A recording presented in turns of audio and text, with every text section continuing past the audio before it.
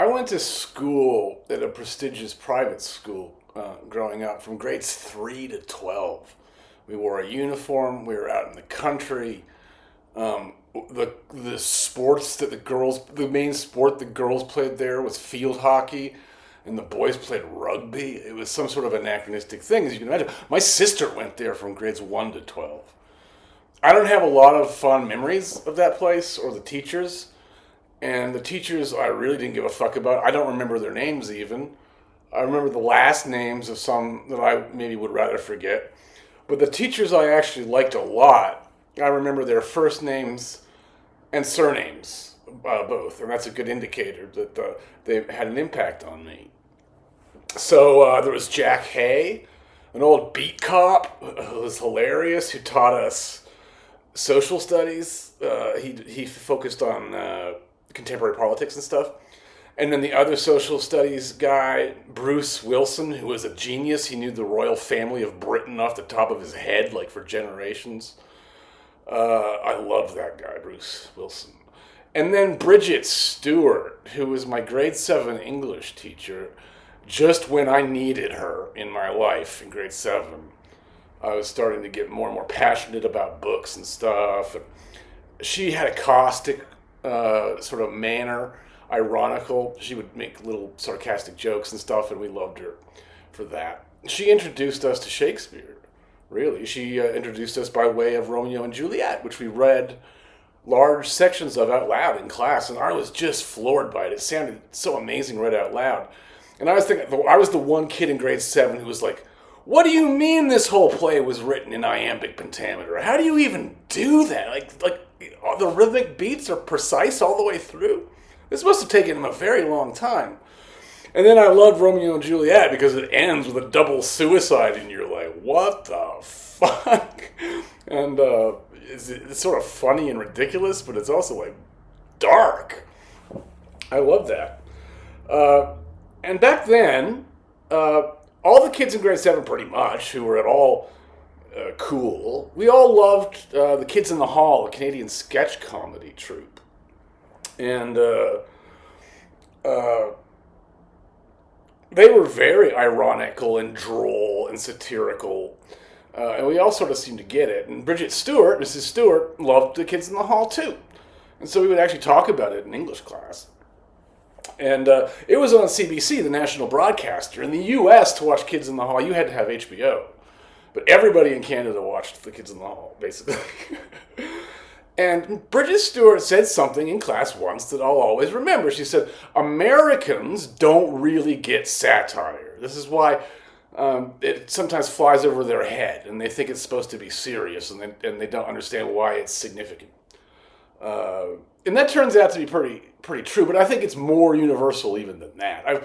One great satirical movie from my late teens, early 20s, whenever the fuck it came out, The Starship Troopers, by the Dutch filmmaker Paul Verhoeven, all of whose films are sort of sly and ironic and satirical. He really did some stuff in Hollywood that would be impossible to get away with if he hadn't pretended almost that it was something else, so that the audience would have that, like RoboCop, Total Recall, Showgirls. But there's something very special about the magnificent Starship Troopers because it's based on a fascist, jingoist, warmongering book. And those are all the things that it is outright satirizing. When I met people here in Canada who were like, I saw that, I didn't get that. I thought it was just a gross, stupid sci-fi movie. So there you go. Sometimes the satirization can get so far out into the weeds that it becomes quite cruel and intense. And the most famous example is Sallow, or 120 Days of Sodom, by Pier Paolo Pasolini, a very famous film that some people just think is the most disgusting thing that ever was made.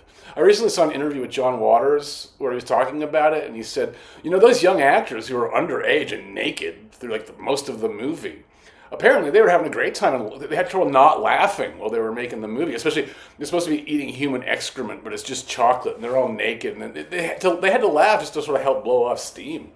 So they weren't being harmed. It's an adaptation of the Marquis de Sade, who did not have a sense of humor at all. The Marquis de Sade is a fucked up guy who had no sense of humor.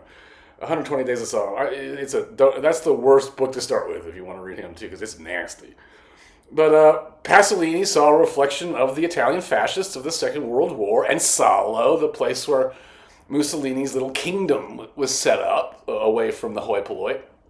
And a lot of that movie is quite funny. It's a comedy about fascism and impotence and the great lengths to which the fascist will go to try and get off unavailingly until it becomes parodic, like eating shit, bringing in all these old lady ex-prostitutes to tell the sex workers, so to tell the most lewd and awful things they ever endured, just so everybody can sit around and listen.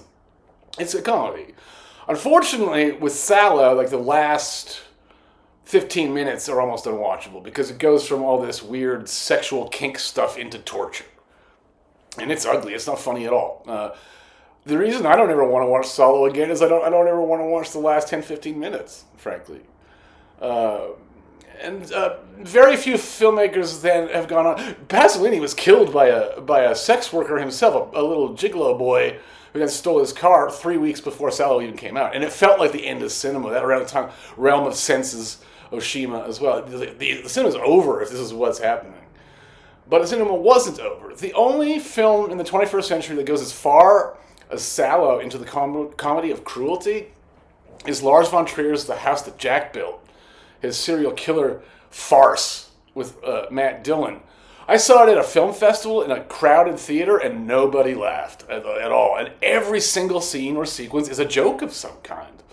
Like he sets them up and they all have a punchline to the point where at the end he's lined up a whole bunch of guys in a row in this little like warehouse locker and he's going to try to kill them all with one bullet. It's just absolutely fucking absurd. And nobody laughed. I was very, very uncomfortable watching that movie in a theater because I could feel all the tension around me, and it was just too intense because there were so many people there sitting in silence and all these daffy, fucked up jokes. The one director who really gets how to do that, I'm increasingly respecting him, even though Poor Things was a disappointment and Kinds of Kindness was a fucking travesty, is Yorgos Lanthimos. The other night revisited The Killing of a Sacred Deer, which is one of the few films of the 21st century which is so stylistically calibrated and so specific with the choice of lenses, with space, that it feels like a Kubrick movie. The only other director of the 21st century who can do that is Jonathan Glazer from Britain. But one thing about the telegraphs, because I talked to people after they saw Killing of a Sacred Deer, and they didn't think it was a comedy. They thought it was brutal and unpleasant. And I remember saying, well, I thought it was one of the funniest things I've seen in years. Like, since The Lobster, also by Yorgos Lanthimos. Probably the funniest movie made by anybody since that, The Lobster. And one of the things I want to just say that it's actually, because all of his films feel like they're pulling from classical Greek tragedy and giving it the Aristophanes humor variant.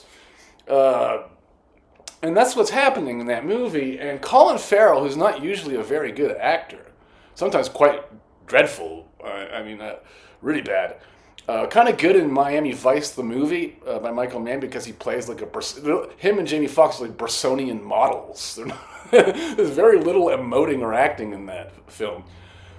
In The Killing of the Sacred Deer, he is so fucking funny. It is absolutely epic. I can't even believe how funny he is. Just every scene, his deadpan thing, this ironic deadpan thing he's doing is so hysterically funny. And that film is actually based on a Euripides play, a tragedy, an ancient Greek tragedy, which makes it so much more funny and hilarious, transported and transposed to a sort of a modern American context.